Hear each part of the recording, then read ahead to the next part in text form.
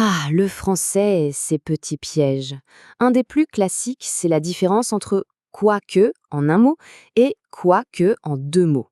Ça, c'est le genre de truc qui nous a tous posé problème un jour ou l'autre, non? Bon, eh bien, aujourd'hui, on va démystifier ça ensemble et vous allez voir, c'est bien plus simple qu'il n'y paraît. Alors, voilà la grande question. On entend le même son, mais à l'écrit, comment on fait? Un mot, deux mots. Franchement, si vous hésitez, c'est tout à fait normal. Même les francophones natifs tombent dans le panneau. Et la raison est simple, à l'oral, aucune différence. La vraie subtilité, elle est sur le papier. C'est quand même fou, non? Un seul son, mais deux orthographes et, surtout, deux sens qui n'ont absolument rien à voir. Et c'est là que ça devient intéressant. Maîtriser cette nuance, c'est vraiment ce qui fait passer un texte de bon à excellent.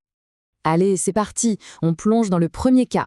Quoique, en un seul mot, tout attaché. Son rôle, c'est d'exprimer ce qu'on appelle en grammaire une concession. Ok, pour quoique, il y a une astuce toute simple, un mot magique à retenir. Bien que. C'est son synonyme en fait. Quoique, c'est juste une version un peu plus soutenue, un peu plus chic. Et attention, petit détail technique mais important, derrière on met quasiment toujours le subjonctif. Prenons un exemple concret, ça va être plus clair. Quoique le temps soit mauvais, nous sortirons. Ici, on voit bien l'idée. Malgré le mauvais temps, on va quand même sortir. On pourrait dire bien que le temps soit mauvais, et la phrase aurait exactement le même sens. Et voilà notre premier super pouvoir, notre premier test infaillible. Le truc, c'est ça. Si vous pouvez remplacer le mot par bien que sans que la phrase ne perde son sens, alors bingo, c'est quoique en un mot. C'est un test qui marche à tous les coups. Facile, non? Alors là, attention, petite subtilité. Quoique a une deuxième vie un peu plus cachée qu'on utilise beaucoup à l'oral. C'est le quoique de l'hésitation.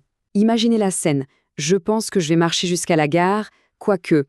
En y réfléchissant, je vais plutôt prendre un taxi. Vous voyez? C'est une correction en direct. Et là, la grammaire change un peu. Il est souvent suivi de l'indicatif. Ok, on ferme le chapitre quoique en un mot. Et on ouvre celui de son cousin en deux mots. Quoique. Là, on change complètement de décor. Ici, c'est différent. On a bien deux mots distincts, quoi et que. Ensemble, ils veulent dire quelle que soit la chose que, ou pour faire simple, l'équivalent du whatever anglais. L'idée, c'est le flou, l'indéfini. Et là, pas de piège, c'est subjonctif obligatoire derrière. Regardez cette phrase.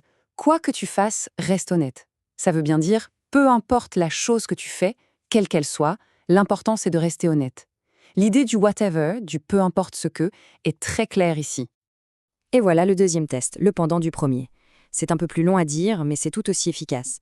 Si votre phrase fonctionne avec « quelle que soit la chose que », alors vous savez que c'est « quoique » en deux mots. C'est mathématique. Bon, récapitulons. On va mettre les deux face à face pour que tout soit limpide. C'est ce test de remplacement qui va vraiment devenir notre bouée de sauvetage pour ne plus jamais se tromper. Voilà, le tableau qui résume tout. D'un côté, on a « quoique », un seul mot. Sa mission, la concession. Son code secret, bien que. De l'autre côté, quoique, en deux mots. Sa mission, l'indétermination. Son mot de passe, quelle que soit la chose que. C'est simple, non?